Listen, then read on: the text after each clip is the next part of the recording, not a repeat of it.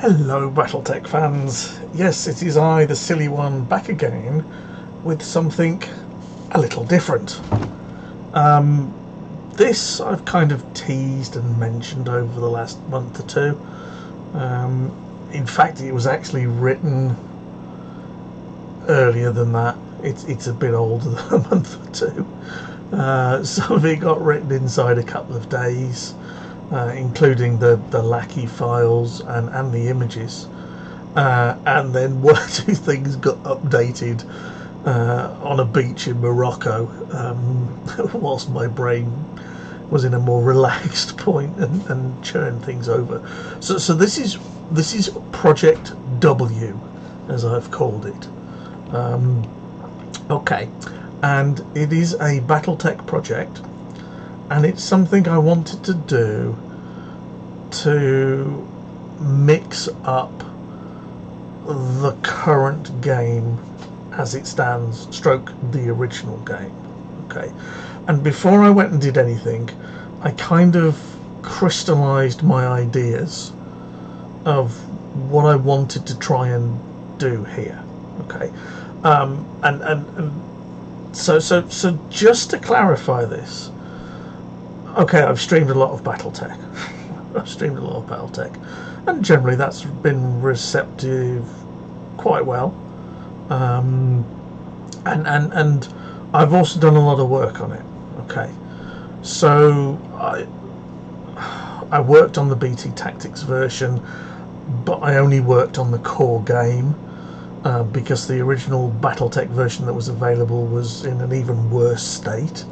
So it made sense to do that, and did a lot of the editing on what you will now see is the core game that's run with BT Tactics, or the core game that's been basically taken out by the TCG players.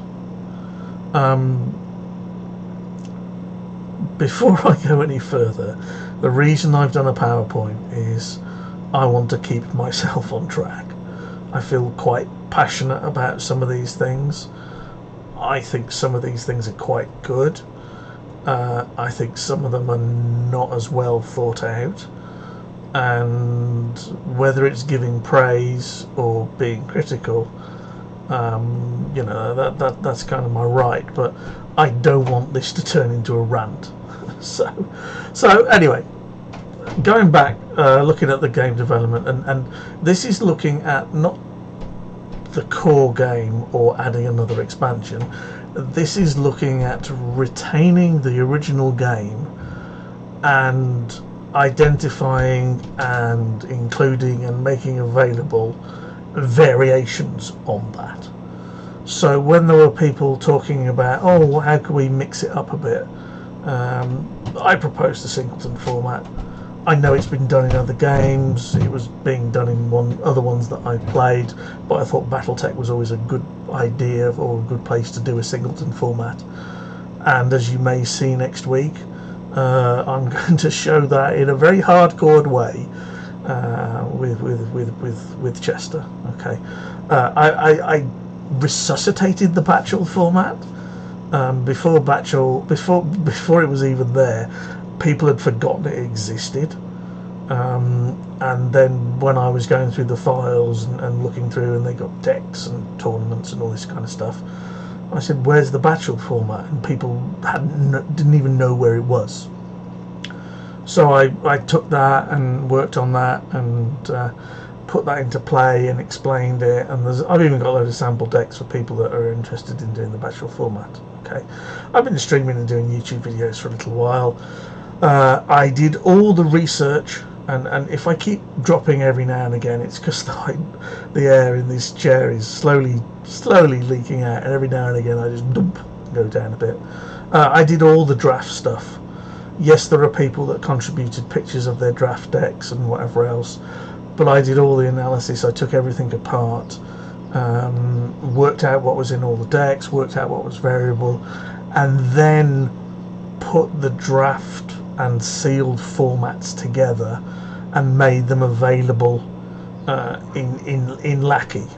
So you can see here we got Batchel, we got Singleton format, Batchel format, YouTube videos to support that. We've got draft format, we've got sealed format, whether it's the Commander's Edition or the original ones, and the stuff that I've been doing with Chester, which you may have seen over the last couple of streams, where we've played some scenarios, which I actually think are really, really good. And all of this is done. It's done off my own back, done in my own time, but I freely give it out to people to play and enjoy the game. Okay, so focused, no ranting. Hey, cool. So when I was doing Project W, I thought it would be fun to do something a bit different, because when you look at these, they're all variations on the core game. Core game stays the same, all the cards stay the game, it's just how you do it. You only have one card, you have a bid, you use draft or sealed decks and minimum theirs, or the scenarios which Chester's created. That's got nothing to do with me. So I wanted to try and mix something up a bit and do something a little different. And in doing that, I wanted to preserve the original game. I did not want to rewrite any of the cards. I did not want to rewrite or update any of the ones that were already in there.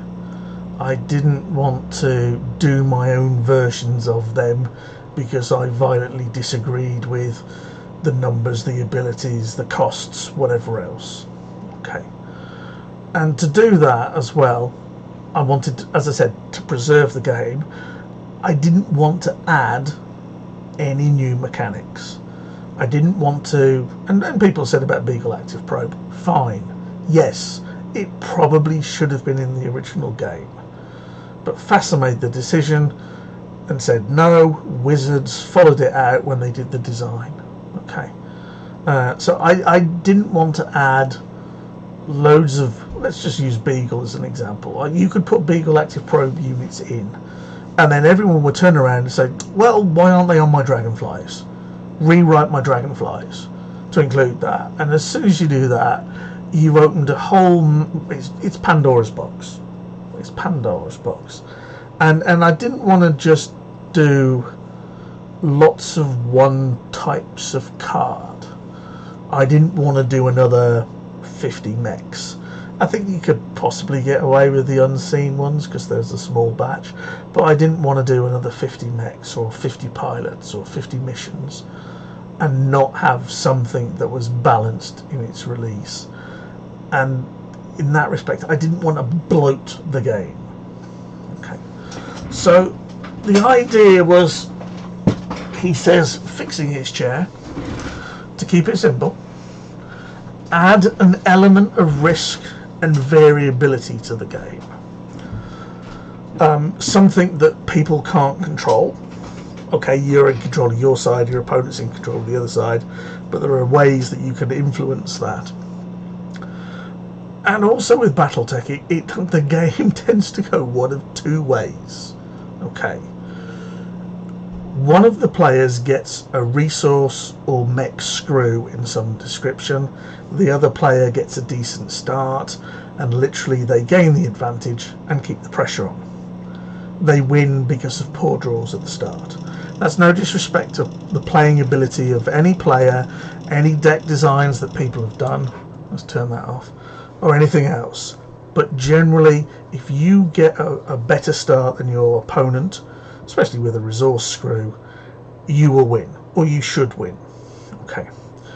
The other type of game is where both players get a reasonably good start, or the same start, because they could both be really bad, and you end up with 1 versus 1, 2 versus 2, 3 versus 3 mechs on the field, and you end up with a stalemate. And at that point, the game stagnates because nobody's willing to do anything, or they're trying to draw for that one card that's going to make the difference. The double time offensive, the heroic sacrifice, the treachery. And then the game just sits until that happens. Okay. So I wanted to maybe try and mix that up to allow people that are maybe a little behind to stand a chance of coming back.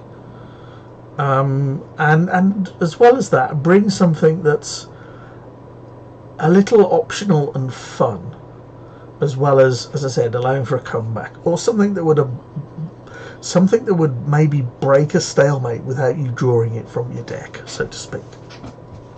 So those were some of the kind of things that I wanted to do, and I had this clear in my mind when I started. Okay, so when I say preserving the original game, there are about 850 unique cards. The reason that it's 850 and not more than that is because some of them are rewritten in Commander's Edition, and some of those rewrites are just crap, because they've now spelled Harken Magnuson with 2 A's instead of 1 A, or they've put the right dash on the blackjack, or whatever else it is. It's poor excuse to reprint a card, in my opinion, because somebody made a typo to start with. This Commander's Edition should have been a lot of the cards that were arguably in Crusade. Okay.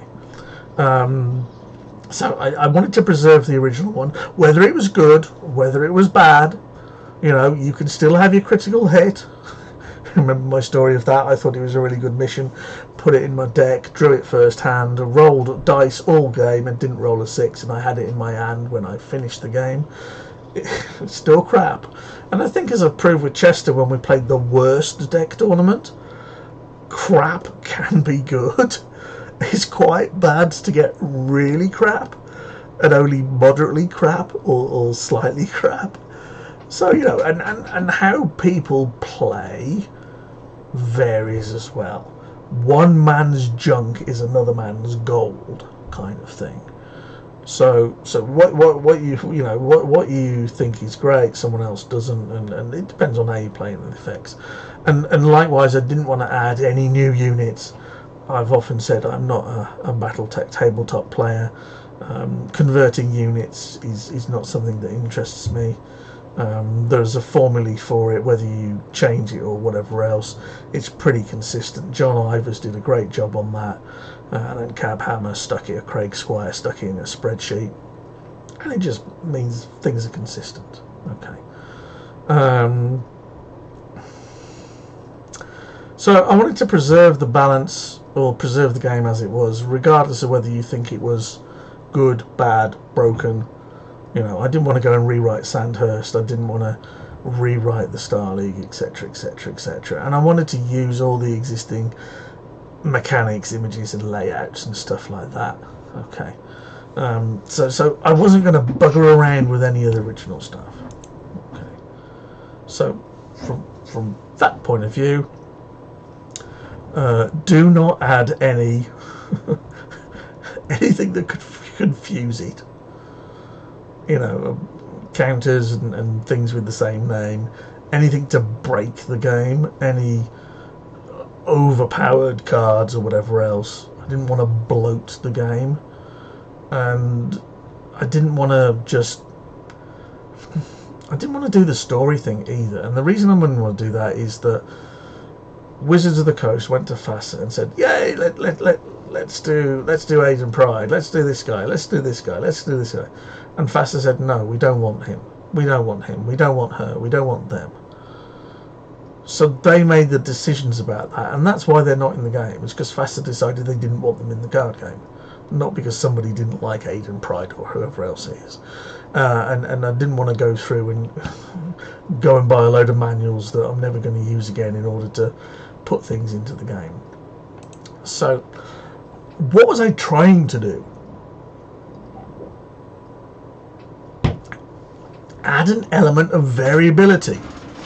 Add some sort of random element, some sort of flux, yeah? Some sort of changes and flux that both players are in control of or have a chance to control, that allows for the changing of development of CUCs or mechs or attacks or whatever else, to dynamically change the game by giving you alternative strategies or changing the position of the game so that you had to come up with them, and maybe include an element of timing in there. And I think maybe is probably wrong. I think timing elements here are probably quite important. I think maybe when I wrote this I wasn't sure whether it should be, and it should be, to be fair. Okay. So going back to the breaking statements and comebacks, as I said, games either end up with a resource screw or an early advantage and you get a beatdown, you get a stalemate and you draw to death, or you get a back and forth that's a real tussle. And I probably should have mentioned that earlier. It's a real good battle. And those last ones are very, very few and far between, although they're probably the best games. They're the ones where your head hurts at the end of it. And these two are probably the more prevalent. Okay. So best games are back and forth, as I said. The neutral state, or the ability to remove these abilities, I'm not even sure what that's in there, why that is in there. I can't remember what I was thinking when I stuck that in, and to be fair, like the rest of this, I wrote this about 3 months ago. Okay. I didn't want to enforce it on everybody. I wanted to make it purely optional. If you want to pick into it and use it and play around with it, then that's fine. And if you don't. Nobody's forcing you to. I mean, the amount of time I've put into this is probably about 2 to 3 days of work. So it's not a great deal of time. Okay. So the ability to just drop it in, add it in, use it, or just ignore it was kind of one of the things I definitely wanted. I didn't want to install it in a huge expansion with 5,000 million cards that people just don't use. Okay, so opt in, not out. If it's not fun and you don't like it, then don't use it, and then there are no other requirements for it. Okay, and then finally, what did I come up with? How did I crystallize all this into something?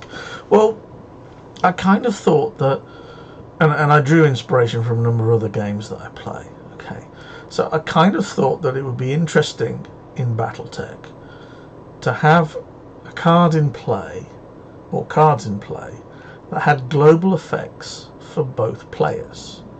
If you think about Battletech, it's very much you versus the other guy.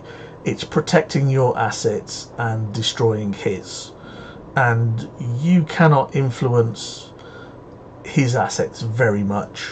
There are cards that do it. You can protect yours.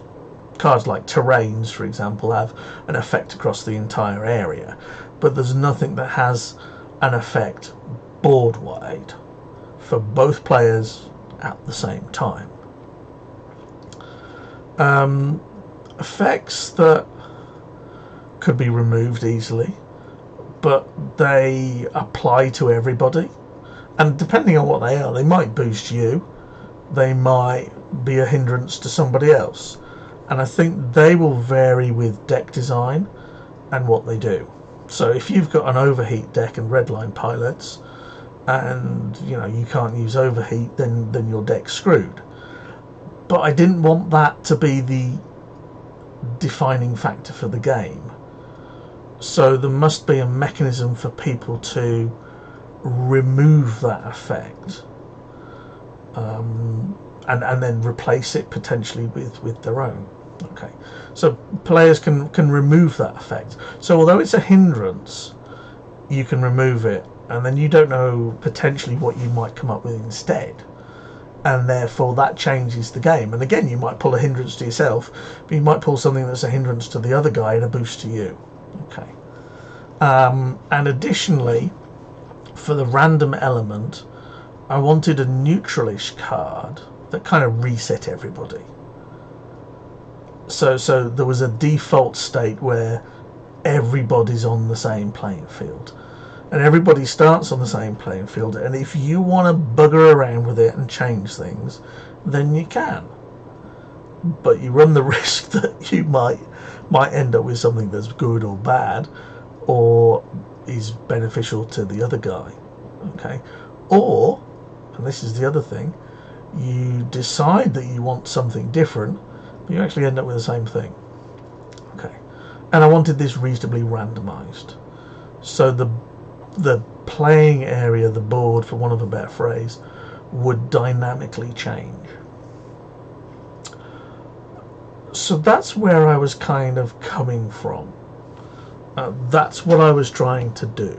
Okay, and this is what I've come up with. Okay, Now, this is currently very easy to add one element. Okay.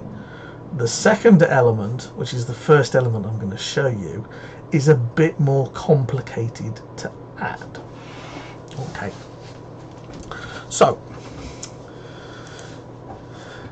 here's the board, and I want an effect that's going to affect, or I want something that's going to affect the entire area. So I'm going to use, and I should have done a slash spawn. So this is my neutral card. Here it is in all its glory. Have a good look at the art. I didn't do the art. I AI generated the art, and that was a good bit of fun for me. Okie dokie. So here's my default card. You'll see there's no cost. I probably should remove that. And you can see here that it's a weather card, and this is what I came up with. This is why it's Project W. It's Project Weather. And I thought that the weather thematically would have an entire effect across the board. You know, some people like the thematic games on these, and I thought that was actually quite thematic. Okay, so here is our weather card. It has no effect. Have a nice day, and it is called Have a Nice Day. There you go. It's a nice day. Nothing happens. Okay, so my thinking, and this is purely up for development. This is purely up for comment. And if you've got a better idea, then please say it. You know, nothing here is set in stone. Nothing here is that firm. Okay, so the idea would be you would start with this in play. Okay, and secondly, you'll see along here you've got hand, stockpile, scrap heap, remove from game, sideboard. You'll see I've got a weather deck. Okay, so this is how I was thinking that the weather deck might work. Okay. Firstly, I would use the draft stuff that I developed to draft or get a random weather deck. Now each weather deck is 10 cards. Okay, 3 of those cards are Have a Nice Day. Okay, they're common. Okay, 3 cards are other commons. So there are 6 commons in the deck, of which there's 3 Have a Nice Days. Okay, then there are 3 uncommons and 1 rare.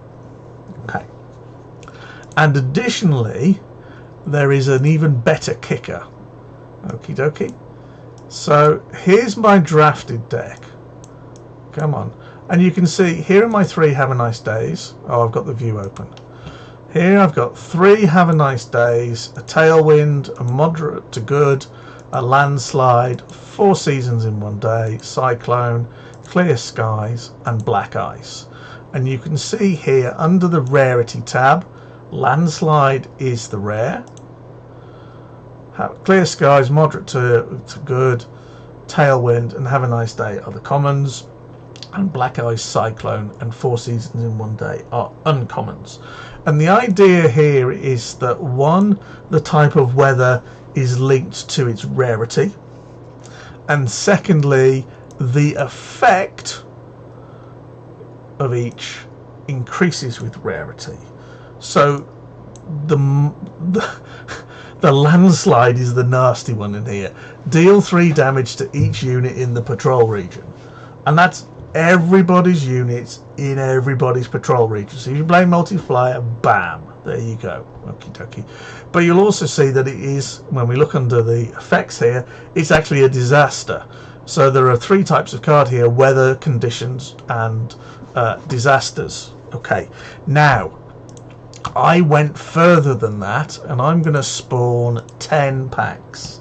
And the reason I'm going to spawn 10 packs is I gave this pack development a 10% chance of drawing a different card instead of the rare.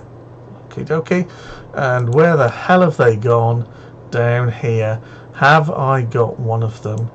And I haven't. So I'm going to clear the pool again, I'm going to add, because it's only a 10% chance, and by the law of averages I should get one on 10, but that doesn't mean I'm going to get one. Oops, what the hell am I doing here? So is there one in here? And the answer is no. Well, that's quite nice, because let's see, this maybe I need to just tweak this slightly. Let's yeah, go on, let's give it another go. Oh dear, I really should forget that. Yeah, so these disasters, there should be, okay, so this one, the volcanic eruption, is and maybe I just need to tweak the text on here. This is what I would call a natural disaster, so these are rare, so you only get one of these on 1 in 100 or 1 in 10 type forms.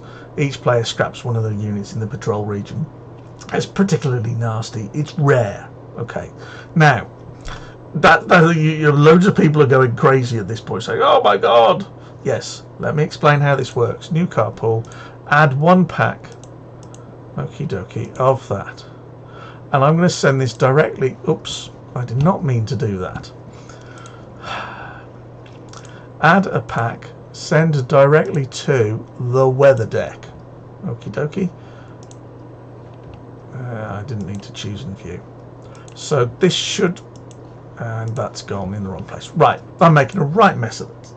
Let's start from scratch. Add a weather card, choose 1 pack, send it directly to your weather deck, and then you choose it, and there it is. Okie dokie. That should have gone into the weather deck, but it didn't. So let's just add these. Come on.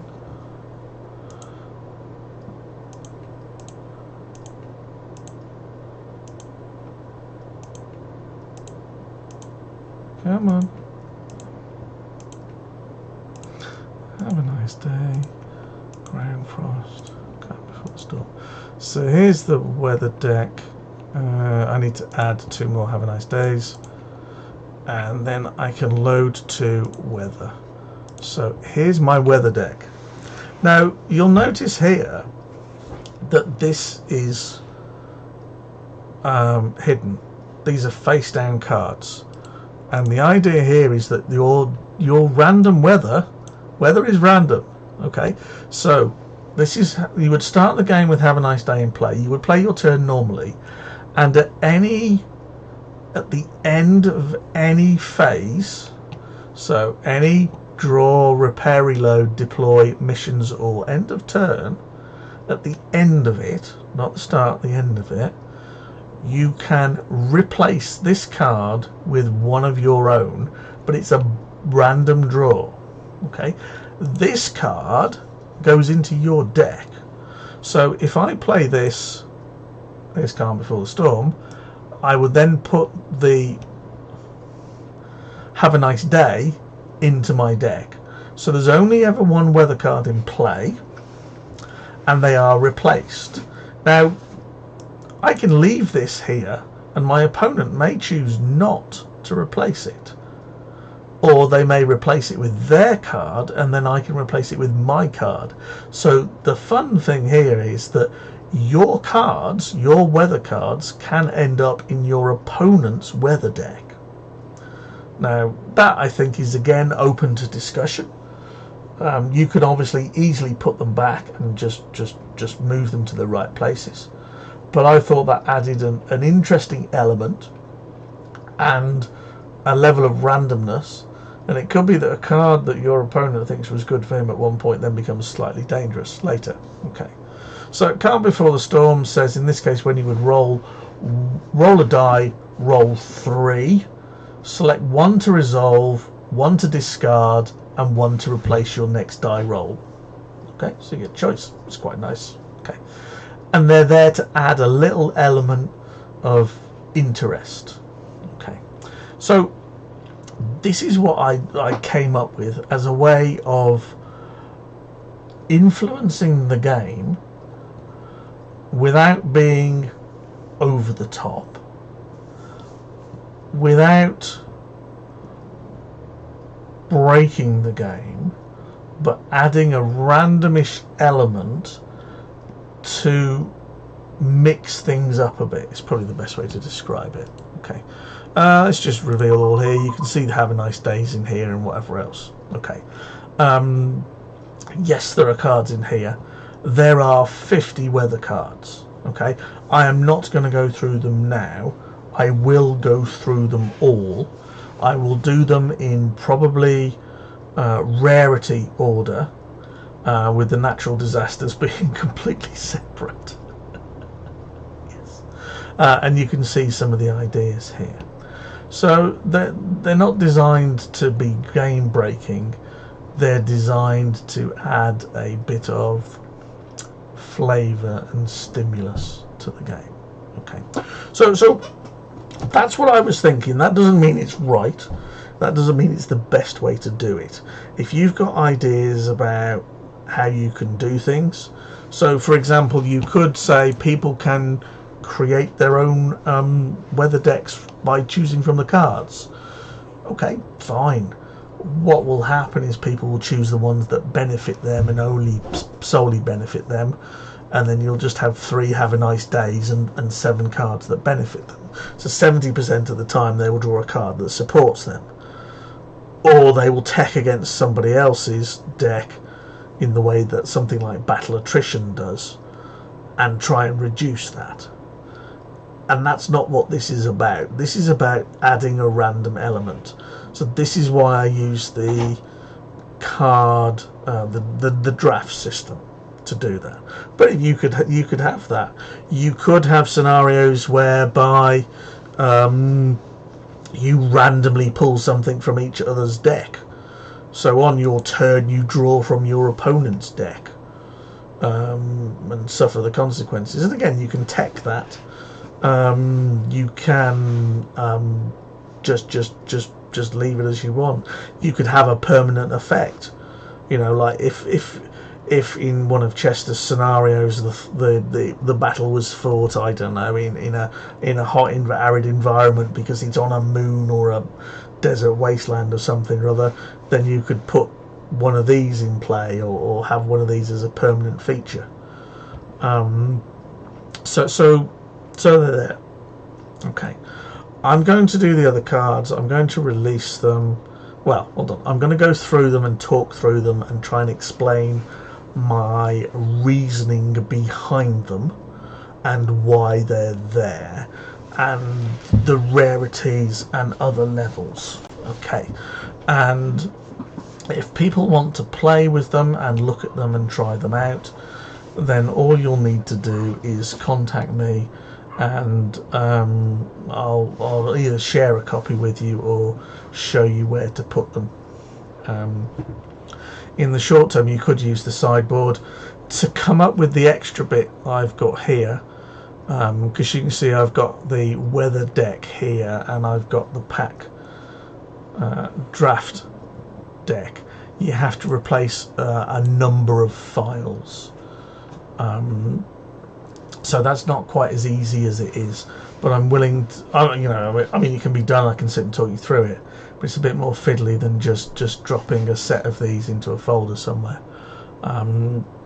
So if you're interested and you want to have a look at them, then please let me know, and I will do something about making them available and letting you see and have a look at them. So if you like it, great, give me some feedback. If you hate it, great, that's fine, you're allowed to hate it. Give me some feedback, tell me what you think, and hopefully I'll hear from you soon.